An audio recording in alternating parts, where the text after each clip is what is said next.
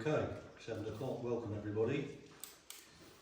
We have two meetings this evening. The first, which was published I think over 7 days ago, is the annual parish meeting for 7 o'clock.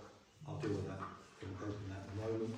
And then at 7:30 we have the business meeting, which is the parish council meeting. The agenda has been published both on the website and on the notice board. Okay, you all happy with that? Good. So the first meeting is the parish meeting, and the persons entitled to vote are those people registered as local government electors for the parish, and the following business will be transacted. First of all, apologies for absence. Yes, received from Councillor Maxwell Scott. Thank you. Minutes of the previous parish meeting held on the 15th of May 23. They've been circulated. You all seen them? Yeah. Yeah. And can we check them for an accurate record of the meeting? Any comments?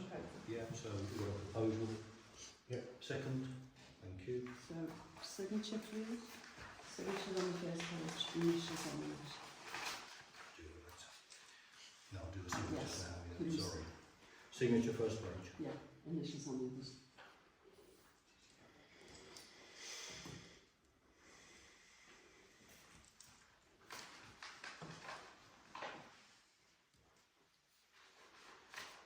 We do that all in a moment. Yeah. Okay.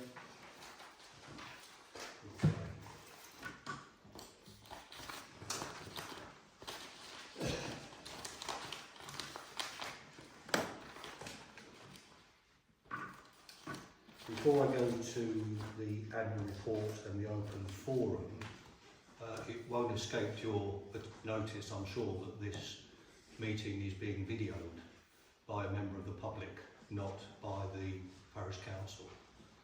The responsibility for the recording is not a responsibility of the parish council, and if it's published, it will be the responsibility of the person making the recording.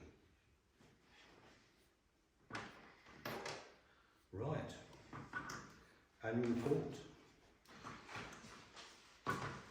So as chairman for the last year, I welcome you all to the meeting, and it's my pleasure to present a review of the last year, that's 2023-24.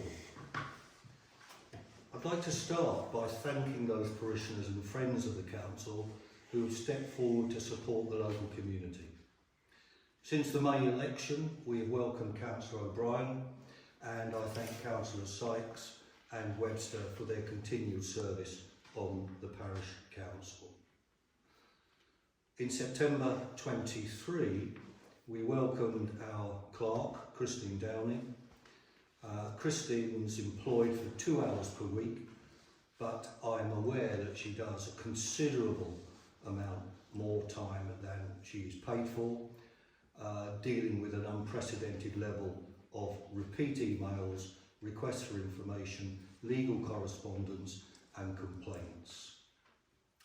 I'd like to thank you, Christine, for your professionalism and commitment, and I'll deal with the impact of the work that you're undertaking shortly.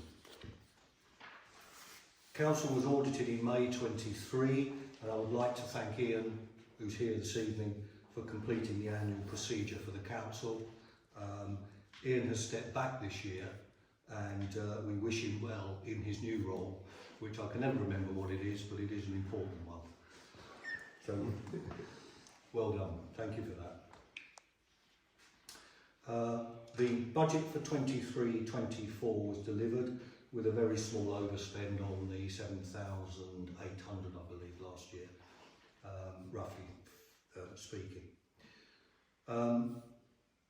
The council has made a number of decisions over the past year, and one of those involves a resolution to transfer ownership of 2 small parcels of common land for value to parishioners in order to remove the long-term liability. It has done this through transparent decision making, consultation and without affecting the rights of the public at no cost to parishioners. Everything connected with the legal costs will be paid for by those people who will be seeking ownership. We have 2 further applications in the system and they're currently being considered by the council for the forthcoming year. Over the past year, we continue to deal with the first registration of common land, and this process is ongoing. It was started in September 21. I'll change that, that's July 21, not September. The current position is that the council is seeking further legal advice on top of what it's already received to determine the way forward. This is because there are 2 formal objections to the application to first register. In terms of what the council has done in terms of environmental initiatives, the council has encouraged and taken part in litter picking. We have established a no-mow May policy. We have planted trees and shrubs kindly donated by a local resident. Tree management has been underway on the advice of tree specialists. He's the chap, if you remember, that has provided our tree survey every 2 years. We've also taken advice from the Forestry Commission and the Environment Agency. Council has agreed a framework agreement with local contractors making the waste and the riverbanks safer. My thanks, of course, go to the Environment Agency, which is only right, for their swift and speedy removal of the large tree at no cost to parishioners. And we've agreed with the Environment Agency that the trees will remain on site in order to provide environmental bonuses and ecological benefits. Moving on from last year, we had a number of unauthorised encampments on the village greens. The agreed protocol was invoked with Lancaster City Council on each occasion, and 3 parish council members, Councillor Sykes, Councillor O'Brien and myself, met with senior Lancaster City Council officials at the end of last season to review the response. It was agreed that the joint response between the Parish Council and Lancaster City Council was proportionate, and the district authority, that's Lancaster, confirmed that there were no plans to provide portable toilets. Regrettably, costs have increased, resulting in an increase in the precept paid by parishioners. We have to say that the council has a duty to ensure that it meets its lawful budget, and it sets a lawful balanced budget, and it has to take into account increasing costs around inflation and other matters. Unfortunately, the council has had to spend a lot of time and taxpayers' money on dealing with FOI requests, legal advice in relation to ongoing registration of common land, and the outsourcing of clerk services, and undertaking a long overview survey of the riverbank. I wish to record my thanks to the volunteers who are checking the defibrillators on a weekly basis, and those parishioners supporting the CEP by storing the emergency equipment and charging batteries in their own time, and thank you for that. On a broader note, you might be interested to know that the council is advising the local resilience forum for Lancashire, which is chaired by the police and the community communications subcommittee, and we're assisting with the development of other voluntary groups across Lancashire. Our CEP and our response has been taken as a model for others to replicate. The upside to this is it represents an opportunity for the parish to obtain further equipment, including a battery source in the event of an outing of electricity at no cost to parishioners, up to the value of £2,400. The Council has recently reviewed its communications policy and has made it clear a number of times that it will not respond, engage in a debate or express a view on social media, including WhatsApp.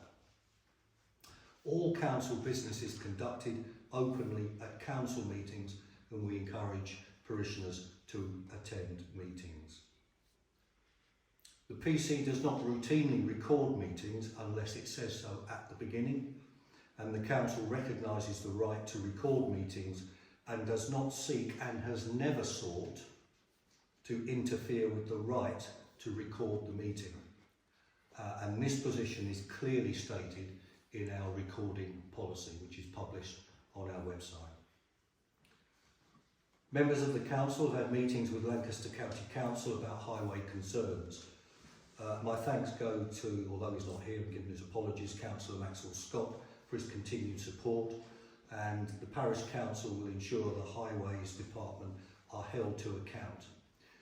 We've managed to secure a site meeting with the Chair of Highways, which is scheduled for the first week in June, and I believe Mr. Councillor Sykes and myself will be there, together with residents from the parish. Finally, more good news. Openreach is bringing broadband cable to the village. The council has negotiated a way-leave agreement with Openreach, which will mean that the parish council will receive a payment, a substantial payment, from Openreach in relation to the cable across the village green. They have assured us, and they have committed to the agreement, that the work will be undertaken without disruption or interference with the rights of parishioners to use the green. With that, thank you all for attending this evening, and that's the end of my review. I've done a written report, so you can incorporate that in 10 minutes. Okay, agenda item 4, open forum. Can I have an indication on who wishes to speak? 3? Okay. Shall we start with Peter? This is a very quick question, thank you. The parish newsletter we used to find was quite a useful means of communication, and I haven't seen one for a period of time. I just wondered whether or not it had ceased or would recommence. Yeah, it's not ceased, and we've been debating between ourselves when we will put one out. There will be one, but I can't say when, Peter. But it is part of policy to reintroduce it or to... No, it's in the policy that we will use the newsletter. But I just haven't seen one for a period No, of time. and you know, apologies for that. No, I wasn't criticising, it was just a question. I was just asking if that is going to be a method of communication going forward. Yeah, we haven't ruled it out. You know, in fact, it's recorded. Okay, thank you very much. Adrian? In the 1970s, the greens were mowed 5 times a year. Now, during a biodiversity crisis, you're mowing and trimming 15 times a year. You're cutting high-growth trees, trimming under trees.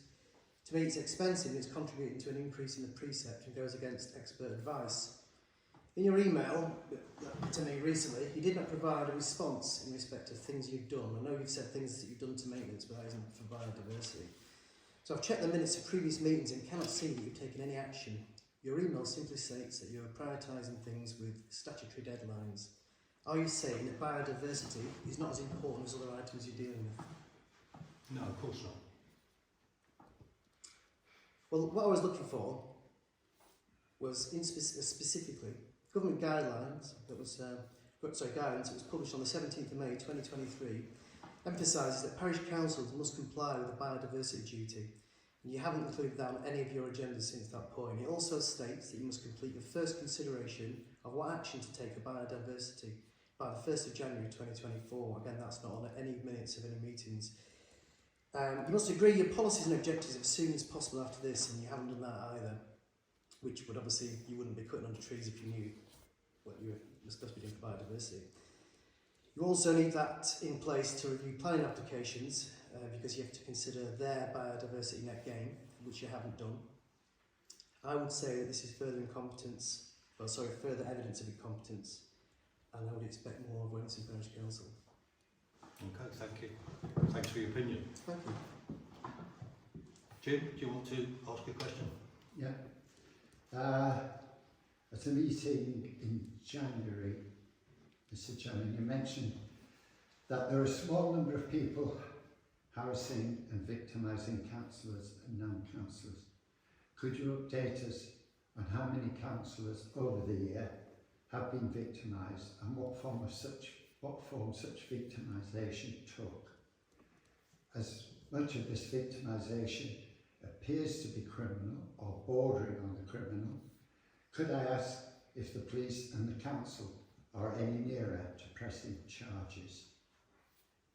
Well, I would say that's a business question. Christy? That's council business, yeah. Yeah, it's council business. This is open forum on different matters. Sorry, Richard, I don't understand what you're saying, if I didn't hear it. Yeah, I'll speak up, Jim. What you've asked is about ongoing council business. This is not a council business meeting. This is an open forum for members of the public to raise issues, as has been done by two others. It's not about dealing with council business at this stage. No, I don't see the distinction actually. Could you say what is the distinction that you're operating here? What makes this council business and not a matter for open discussion at an annual general meeting? This is an annual parish meeting. Yes. The meeting that starts at 7:30 is the May council meeting, when ordinary council business will be discussed. You can raise this question then. I'd like to raise it now actually, Christine, if I could. I'm not clear why a general discussion of an annual general meeting such as this cannot tell us why or if there's been any improvement or any charges made in the harassment of councillors. The council doesn't have any jurisdiction in this meeting. This is a meeting for parishioners. So if you'd like to ask the council a question, can you ask it in the meeting that starts at 7:30, please? That's the council meeting. I have to say I'm very confused as to why it can't be asked here.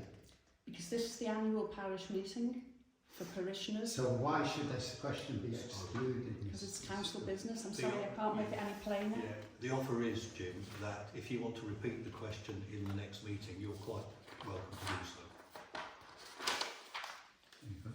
Okay. Any other questions?